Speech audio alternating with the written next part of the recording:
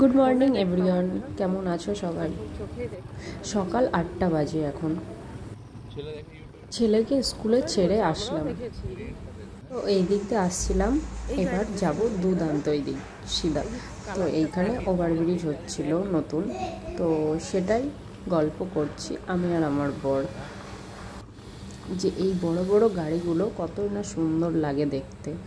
সেটাই বলা বলি করছিলাম যে আমার রেলগেটের খুব প্রবলেম। যদি রেলগেট পড়লো তো কম করে 10 মিনিট ওয়েট করতে হবে। ওর জন্যই ওভারব্রিজটা যত তাড়াতাড়ি সম্ভব হয়ে যাচ্ছে। ওই যে বললাম দুধ আনতে যাব, সেখানেই যাচ্ছি। সত্যি কি সুন্দর লাগছে, অপূর্ব প্রকৃতির দৃশ্য, মনে হচ্ছে পুজো চলে এসছে। তো রাস্তাটা দিয়ে যাচ্ছিলাম, আর দেখো কতই না কাদা, প্রচণ্ড কাদা। কদিন কন্টিনিউ বৃষ্টি হলো না। ওই দূরে দেখা যাচ্ছে জয়চণ্ডী পাহাড়, খুব সুন্দর, যেটা কিনা অতুলনীয়। যাই হোক, সব কিছুই তো দেখালাম, নিজেকে দেখাবো না সেটা কি আর হয়? তো দেখো প্রকৃতিটা কি সুন্দর। আর এই হলো আমার হিরো। আর চারিদিকে কত গরু বাছুর, দেখো সেই ছোটবেলার কথা মনে পড়ে গেল।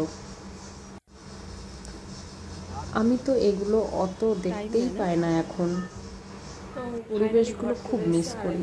যাই হোক, ঘরে চলে এসেছি। সকালে দুধ, তো ক্যানের দুধ আছে। এইটাকে এখন প্রথমে ভেবেছিলাম দুধ মুড়ি খাবো, তো এখন বলছে আমার বর, বলছে এই যে মাছ নিয়ে এসেছি, বলছে মাছের তেলটা ভাজো আর ভাত করো। তো চলো মাছের তেল আর ভাত করো।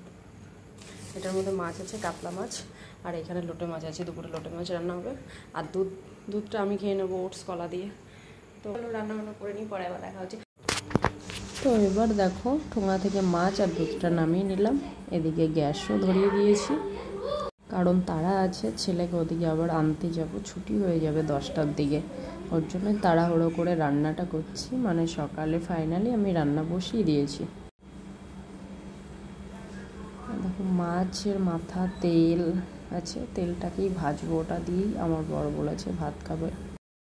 আর ঘরটা দেখো কত অগোছালো, ওদিকে সবজি পড়ে আছে। সকালের রান্নাটা মোটামুটি হয়ে গেছে। এবার খাওয়া দাওয়া সেরে ছেলেকে নিতেও চলে এসেছি, স্কুল ছুটি হয়ে গেছে। আমি আর ছেলে এখানে অপেক্ষা করছি আমার বরের জন্য, কারণ আমার বর গেছে স্কুলের ভেতরে ছেলের স্কুলের মাইনে দিতে। একটু খেলা করছিল। কতটা ভিড় দেখো। যাই হোক, এবার ঘর যাব। অনেকটা সময় বসে পড়লাম, এখনো যায়নি, মানে নিচে দাঁড়িয়েছিলাম।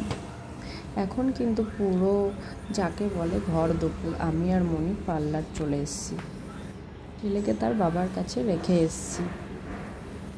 পার্লার ঢুকে বসেও পড়েছি।